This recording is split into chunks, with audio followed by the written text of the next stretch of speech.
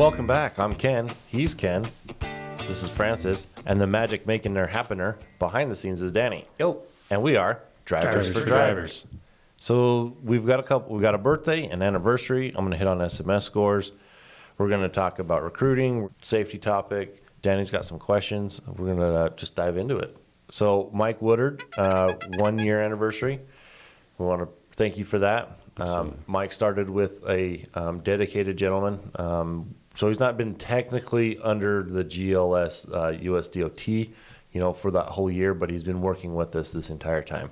And now that the gentleman he worked for is now retiring, we are bringing him under our banner, and we welcome and thanks for 1 year of working with us. Yeah, thank you. Thanks, Mike. Don Vanderstelt turns 107 this week.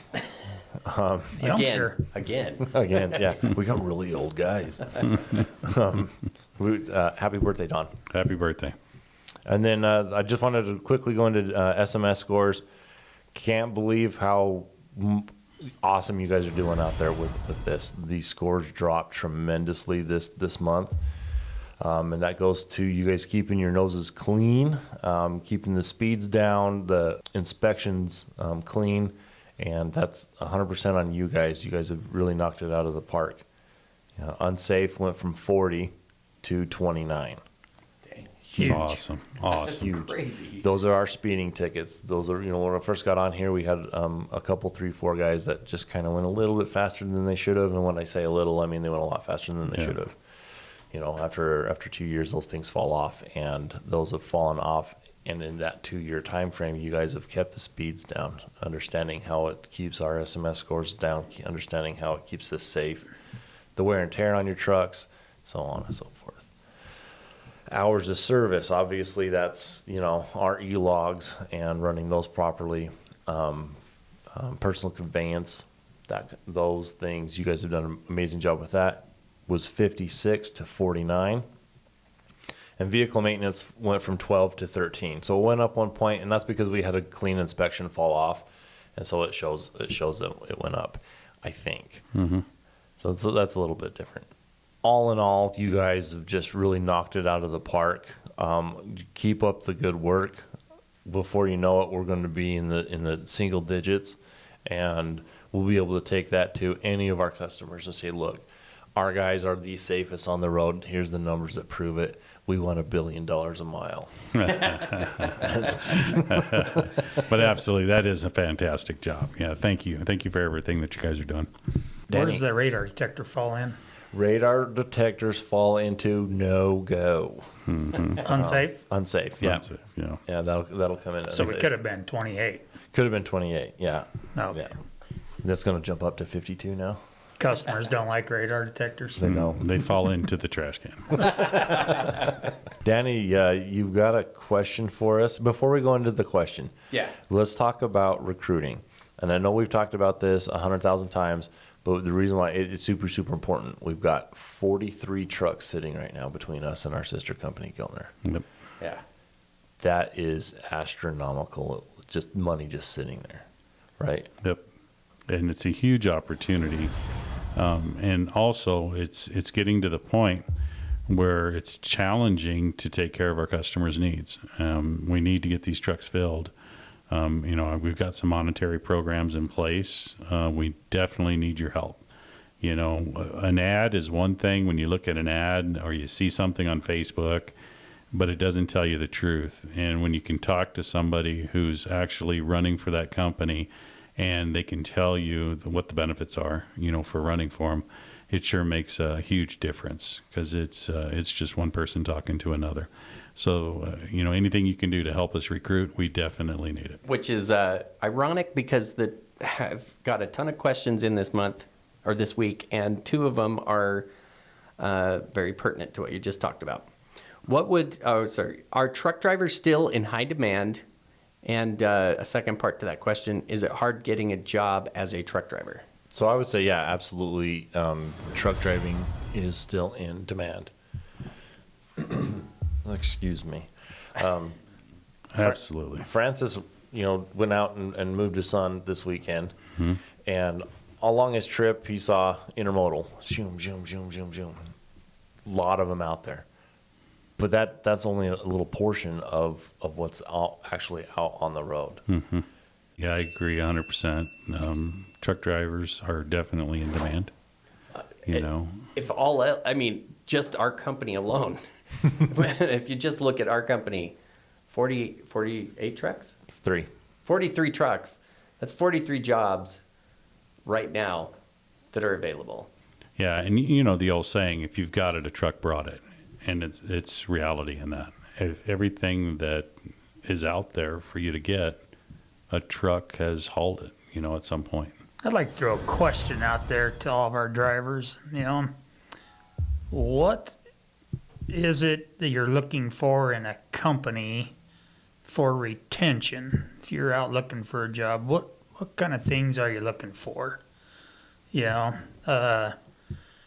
There's turnover in the trucking industry all the time. You're not going to do away with that. Guys been running long haul, they want short haul. They've been gone 2-3 weeks at a time. They want to be home at least every 2-3 days. It just happens, But what is it that makes you stick with GLS for one? And what was you looking for when you found GLS? Maybe we can put some stuff together and help us retain some more of these drivers. I know as a trucking company, we're always looking for scenarios to put drivers in. If they want to be home every night, we're looking for some local work for them to do. If they want to be home every 7 to 10 days, we're looking for those lanes. What is a driver wanting from a company? Absolutely. And I think a part of that comes back to communication as well. We do have a sister company that's here, and they run a number of trucks as well. And if there's something that we can possibly work with a driver on, if we don't have it available, maybe our sister company would have it available.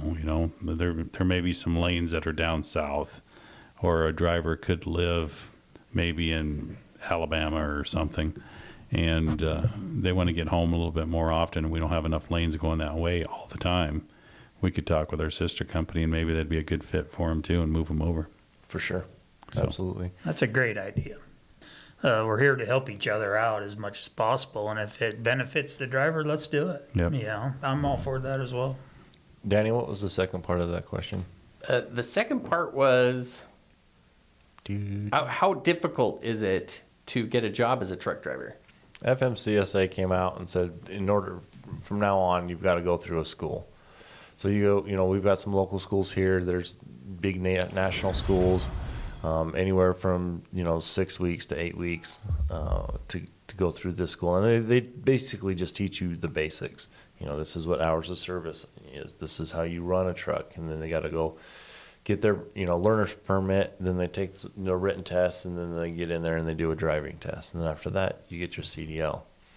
And so that part of it, I think, would be the hardest part in starting, and then also not knowing what to expect when you get out there. There's a lot of companies out there that I think take advantage of new drivers. They sit there and say, oh yeah, and then they pay them just dirt poor, right? Just to get them down the road. Well, they know they're looking for hours, to be able to get that 2 years, because we require 2 years usually, right? We do right now. 18 months is what we're requiring. We're going to look at that and see what we can do to help the newer drivers coming on, and so we can look at that pool as well as everybody else that's out there with their CDL. A little naive to the school thing. Do they teach you how to pass the test and how to back between some cones, or do they teach you, are them schools set up with old drivers that know the industry? And so it's super. Look, I went through back in 2010, so it's been a while since I've been through. I don't think much has changed since then. So you're looking at it's very basic, just like basic training or what's the other word for basic training in Army terms? I don't eat crayons anymore. Anyway, you go through boot camp, you go through basic training, and that's literally just the basics. This is how you tie your shoes. This is how you put your uniform on. This is how you know, and that's what their goals are, coming out the gate. Like, you have to be able to pass the test, the written test, in order to get your learner's permit. You have to have your learner's permit before you can get into the truck to start learning how to do some backing skills. So then you can get that like yard driving done, get familiarized with it, and then they bring you out on the road. And then you start making your left-hand turns, your right-hand turns, a little bit of backing.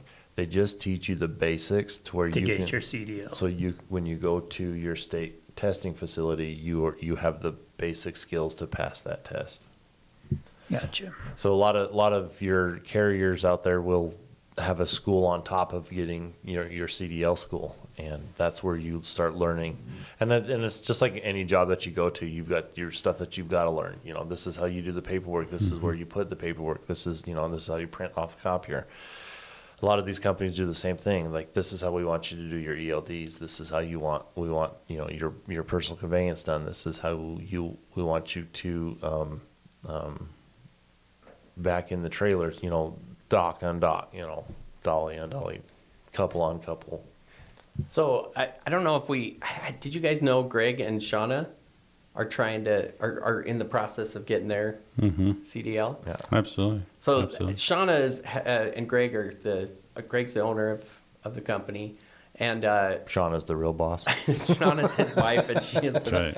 she's the real boss. But I don't think that their goals are to be driving truck all the time. It's to kind of get into the shoes of the drivers and understand them better. But they'd be a really good.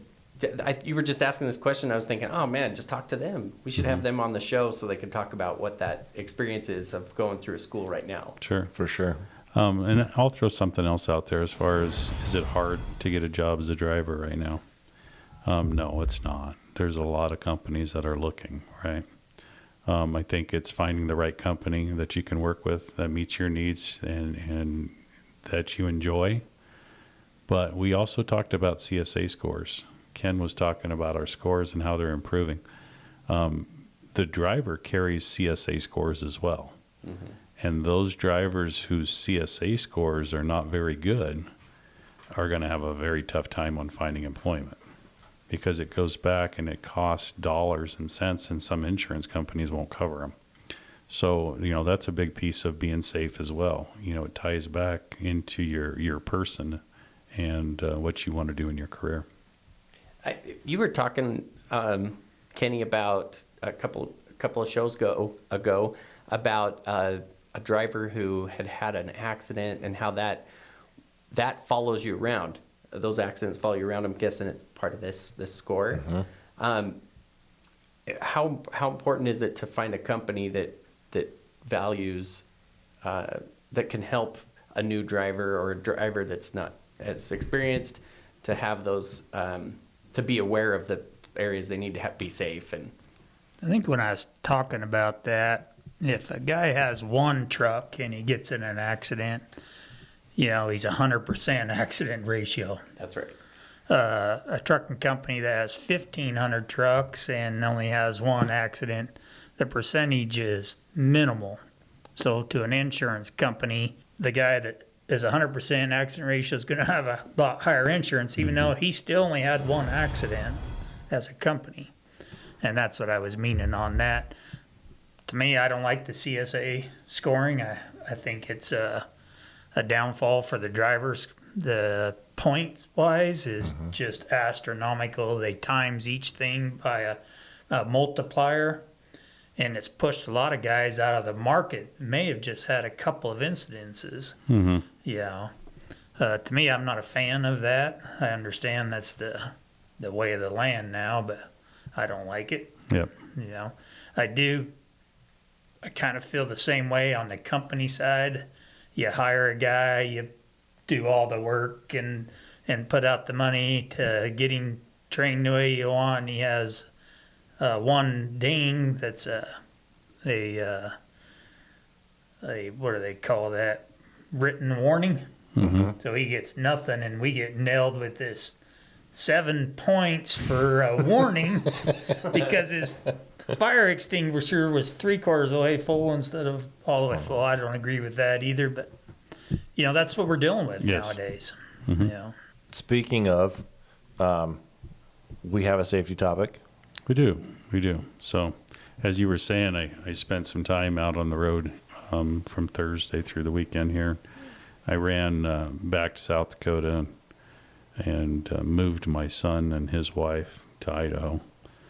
So we put on 1,700 miles running out there and back. So I got some time on the road, and I drove the U-Haul and pulled a trailer with her vehicle on the trailer coming back. And one thing that I can tell you I've seen a lot of, and I'm sure our drivers see this every single day, is lane departures. The trucks that are traveling down the road, first you see them going off the right side of the road, and then they're back on the road again. And then you see them going to the left, and then back in the road again. And I've been following some of these folks, and I think, well, okay, I need to pass, and I'll take the left lane and pass. And I'm not going to say all of them, but like 40% of them start moving over to the left as I'm passing them, and it's like, oh, this is not good. This is not good, guys. And then they'll jerk the wheel back to the right lane. It's like, get on, just hammer down. Let's get past them. And so I get past them, and then make sure I got room, and then go back into the right lane again. But pretty spooky, pretty spooky when people are not watching, not in their lane. So let me throw that out there to be very, very aware, which I'm sure you are. If you're out there running, you're seeing the same thing that I seen. And it's just, it's scary. Make sure if you are going to pass, just watch your mirrors real strong. Make sure somebody's not coming around you, and then watch the truck or car that you're passing, and do anything you can to really keep your eyes on them, and don't expect them to stay in their lane, because I've seen a lot of it. It happened several times. There's a lot of distracted driving anymore. That's what it sounds like to me. They were on their cell phones. Or staring at the mirror watching you come up and then you start using that way. That's right. That's right. It was spooky, though. It was spooky. Happens to me every time I run to Boise and back. Yeah. Mm-hmm. It's like, holy cow. Take your half out of the middle, huh? Yeah, I guess that's he right. pays taxes on both sides, he thinks. Or at least a lane and a half, right? That's right. Kenny, words of wisdom? I would just add, there is a monetary advantage for helping us find some drivers. I think this last settlement deal, I seen we paid out close to $6,000 for bonuses for drivers, recruiting drivers. So if you want looking for making extra money, there's a good way to do it. Absolutely. Yep. Francis? Just thank you. I want to thank everybody for what they're doing. I know it's a tough job. Just this little trip of running back to South Dakota and back, just that little bit that I was out there again, I see the challenges that are out there on the road, and our team deals with that every single day. And just want to thank you for being safe and for everything that you do for us. We wouldn't be here without you. Absolutely. Well, as we end this episode, we want to thank you for being safe. Our SMS scores are definitely reflecting that and making the right choices. Remember, you're our eyes and ears on the road. If you see something, say something. And we all succeed when you complete your trip safely and you're home with your loved ones. Watching the Cowboys. Thanks.